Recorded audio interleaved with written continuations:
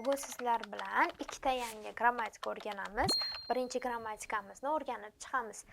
Ushbu grammatikamiz faqatgina fe'llarga qo'shiladi. Fe'llarga qo'shilib, demak, uyroda, uyrodaga degan grammatikamiz hisoblanadi. Bu grammatikamiz qachon ishlatiladi? Bu grammatikamiz biror bir ishni qilib, o'sha ish qilishni jarayonida boshqa ishga o'tib ketsak yoki boshqa ishimizni ya'ni o'zgartiradigan bo'lsak, qilayotgan ishimizni o'zgartirib, boshqa ishni qiladigan bo'lsak yoki tanlaydigan bo'lsak, ushbu grammatikamizni ishlatamiz.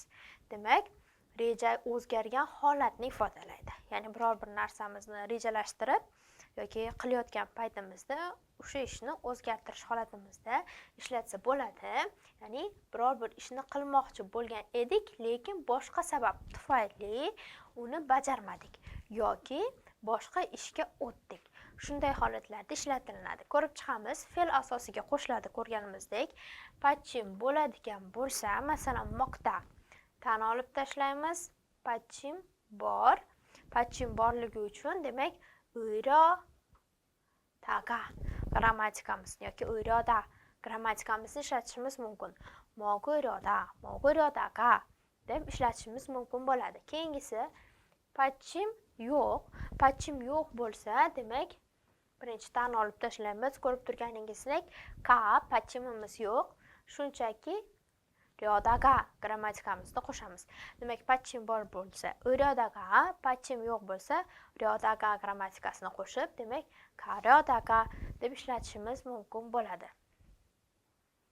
Endi bu grammatikamizni ma'nosini ko'rib chiqadigan bo'lsak, birgalikda misollar orqali ma'nosini tushunishga harakat qilamiz. Chibil chongso harodaga. Demak, birinchi ish harakatimiz 친구가 찾아와서 함께 놀았어요. Birinchi ish harakatni qilmoqchi edik. Nima qilmoqchi edik? Chibil chongso harodaga uyni yig'ishtirmoqchi edik. Uyni tozalamoqchi edim. Lekin tozaladikmi? Yo'q. Uni o'rniga nima qildik? 친구가 찾아와서 함께 놀았어요. Do'stim keldi, shuning uchun birga vaqt o'tkazdik, birga o'ynadik degan ma'nolarda. Demak, chibil chongso harodaga, chongso hada ta'ni olib tashladik, unli bilan tugayapti, shuning uchun rodagani qo'shyapmiz.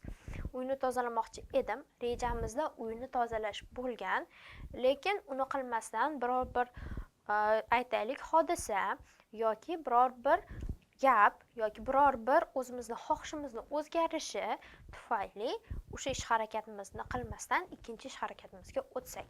Demak, uyni tozalamoqchi edim, biror narsa qilmoqchi edim, lekin boshqa ishni qildim. Shunaqa holatlarda ushbu grammatikamizni ishlatishimiz mumkin bo'ladi. Birgalikda ko'ramiz. Undongul haryodaga. Undong hada sport bilan shug'ullanmoq. Undongul haryodaga biga 와서 못했어요. Demak, 못했어요. 뭘 못했어요? 운동을. Demak, sport bilan shug'ullanmoqchi edim, lekin yomg'ir yog'ganligi uchun qila olmadim. Demak, biror bir ishni qilmoqchi edim, lekin qila olmadim.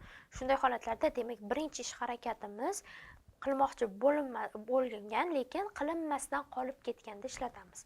Sport bilan shug'ullanmoqchi edim, lekin yomg'ir yog'di, shuning uchun qila olmadim. Ushbu holatlarda, demak, shu grammatikamizni ishlatishimiz mumkin bo'ladi. Birgalikda sizlar bilan endi gaplarimizni tuzib, tarjima qilib ko'ramiz va birgalikda mashqlarimizni bajaramiz. Birinchi namunamizni ko'ramiz. 저녁에 맛있는 거 먹었어요? Kechki ovqatdagi, ya'ni mazali narsani yedingizmi? 식당에 가려다가 demak, restoranga bormoqchi edim. 그냥 혼자서 라면을 먹었어요. Shunchaki o'zim, demak, ramen yedim. O'zi aslida restoranga bormoqchi edim, lekin fikrimiz o'zgargan yoki biror narsa bo'lgan, shuning uchun faqatgina uyda o'zim ramen yedim deb aytyapmiz. Keyingi holatimiz kofe 마시고 싶다더니 kofe 안 마셔요? Kofe ichmoqchi edingiz, kofe ichmaysizmi?